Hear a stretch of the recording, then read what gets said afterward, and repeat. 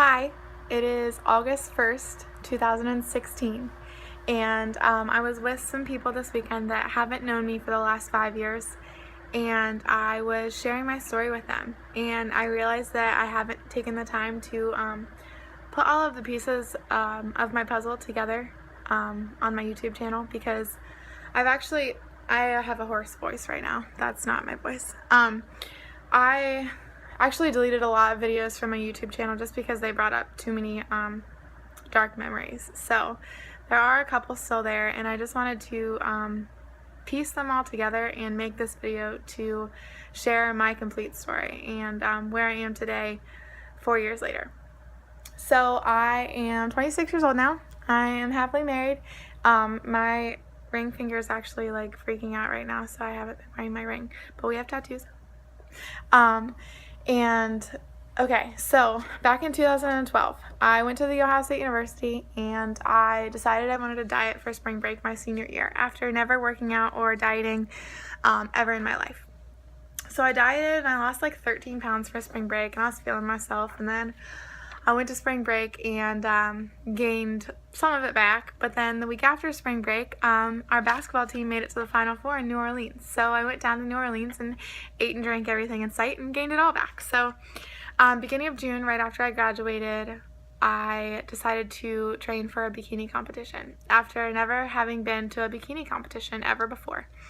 I just saw girls on Instagram and I was like, I want to be like that, and I started training and starving myself and cutting a lot of things out of my diet. I had no idea what I was doing. I didn't have a trainer. About 7 weeks out from said show date. So I'm pretty proud of myself. I've actually stuck to it this time. I definitely made a life change. My goal was to compete on October 20th in my first bikini competition. So scared, so nervous. 7 weeks from this past weekend, so it's less than 7 weeks now.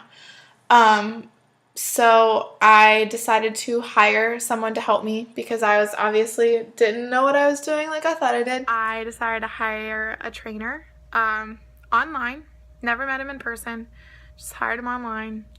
I was down to about 900 calories a day. Let me add that I'm 5'10" and I have a big frame, so 900 calories a day is not enough for anyone. But I was down to about 900 calories a day, and I changed my mind every other day whether I wanted to compete or not. I've never been to a show before, so I'm really pumped about it. I guess it's not very big, which makes me wonder if I should still do my show in October just for the experience. I'm like really having a rough time with this. My trainer is probably going to shoot me if he gets a novel-length email from me at 2 a.m. when I get home saying that I want to compete in October.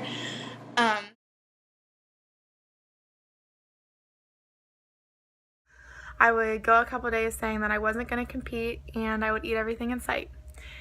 And then I would decide I wanted to compete and I would diet really hard and go on the Stairmaster for 3 hours, steady state cardio. Like, a normal person probably would have kicked a baby and cheated on their diet yesterday.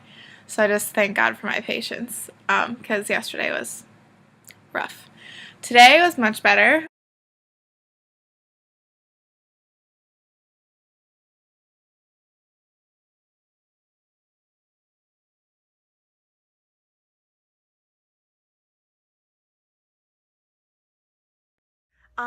So long story short, I ended up competing. I got 6th place out of 6 people, and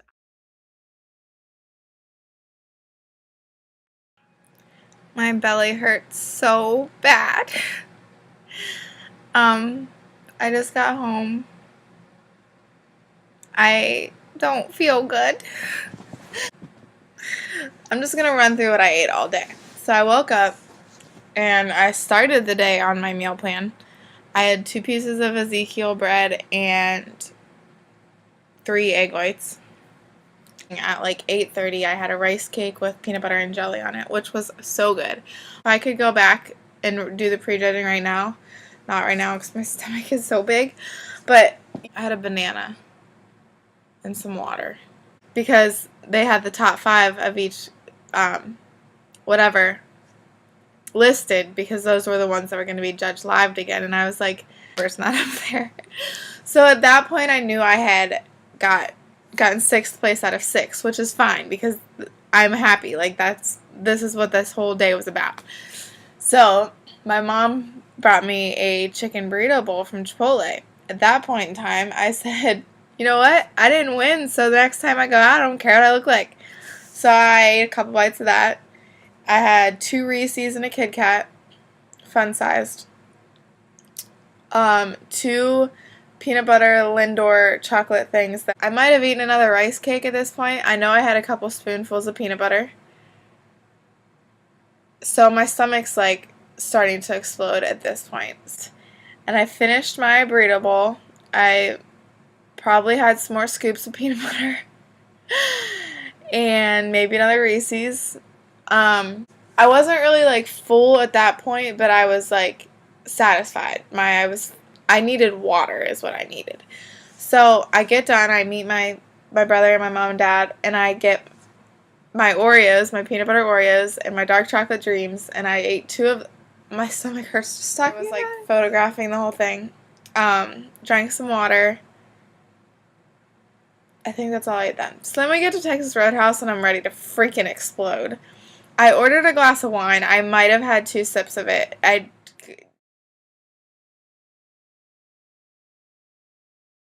we get to Texas Roadhouse and I'm ready to freaking explode. I ordered a glass of wine. I might have had 2 sips of it. That was not for me. So then I obviously had like 3 rolls at Texas Roadhouse because that's what you do is you eat the rolls. I was done. Tapped out. I ordered a steak and salad and mashed potatoes. I had a couple bites of the salad. I was done. I brought all of it home. I was in so much pain. Hi. So I just want to take a second to talk about post-competition life. Nobody ever talks about this because it's not glorious. I already told you guys what I ate the first like 72 hours. Well, I haven't stopped. It's really, really hard to get back on track because I don't know about everyone else. I don't want to speak on everybody else, but I'm constantly like, I ate so good for 12 weeks. I deserve this brownie. I deserve this Blue Moon. I deserve this box of Oreos. I deserve this scoop of peanut butter. I deserve this piece of cheese. I deserve this. I don't even know what else I've been eating. A little bit of everything. Another thing I've been doing all week is Wednesday we had our breakfast at Dave & Buster's, which is my weekend job. So I was like seriously force feeding myself because I was like, this is my last meal. I need 17 more French toast sticks because this is my last meal. Tomorrow I'm back to normal.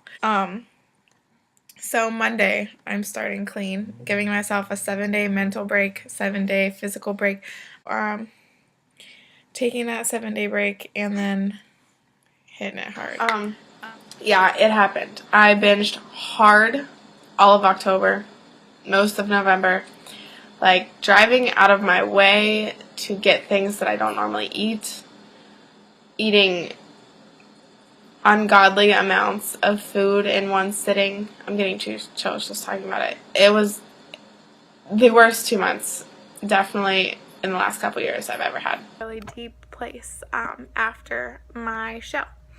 And so I lost about 30 pounds leading up to my show. And when it was all said and done, I gained about 49 pounds up from my show weight. So it was really, really hard. And I had multiple trainers, multiple gym memberships. I actually was in therapy for an eating disorder. I went to like a binge eating anonymous group. Essentially, it's like AA, but for people with eating disorders. And I felt so alone. I lost all of my friends through the process of training for my competition because I had no balance in my life. So I was obsessed and was in the gym 3 hours a day on top of working 2 jobs. Doesn't leave much time for a social life. I seeked validation from my 11,000 followers that I had on Instagram at the time, and I got over 100 likes, and that was enough validation for me, and didn't really care what any of my friends, family, or the people around me were saying. So that was leading up to my show, of course. So after my show, I had a really, really, really hard time finding balance because I didn't have any for so long. So after my show, the day after my show, I probably ate somewhere close to 10,000 calories in the next 48 to 72 hours, and that's literally no exaggeration. I thought that I could just eat everything in sight for a couple days and then I'd be right back on track. It would be no problem. And that was the farthest thing from the truth. So I had a really hard time. I gained about 45 pounds back, and I'm stumbling for my words a lot because I honestly think that God removed so many of those memories from my brain. I was really lost and lonely, and I was living first of all, I was living with two bodybuilders while I was struggling in the depths of my eating disorder, and I would eat entire pizzas in my car. I would order a bagel, BLT, an egg from Tim Hortons, and a donut and a coffee, and eat it in my car, and then drive to the next Tim Hortons and get another one and eat it in my car. And I hid everything from my roommates. I didn't want anyone to know I was broken. And I accepted Christ through that struggle. And I'm going to get emotional. And I didn't even know what that meant at the time.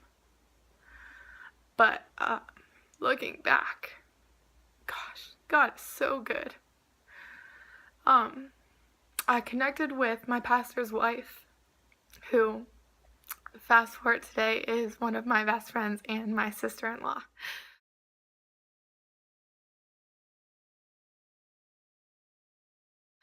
So that was funny how God worked in that way. But I came to the realization that I had a problem and I needed help. Therapy, and therapy became too expensive. I racked up thousands of dollars of credit card debt trying to fix myself, but I never gave anyone a chance long enough. I would go for a couple sessions and then switch to someone else. I had a therapist at one point that I was paying $500 a month for, and we talked one time a week on the phone for about 15 minutes. So that was in 2013. End of 2013 is when I met my husband. I still had issues big time. I was at the heaviest that I've ever weighed. But I started to get plugged in at church. And I unfollowed hundreds and hundreds of fitness accounts on Instagram. And I started to get plugged in at church. And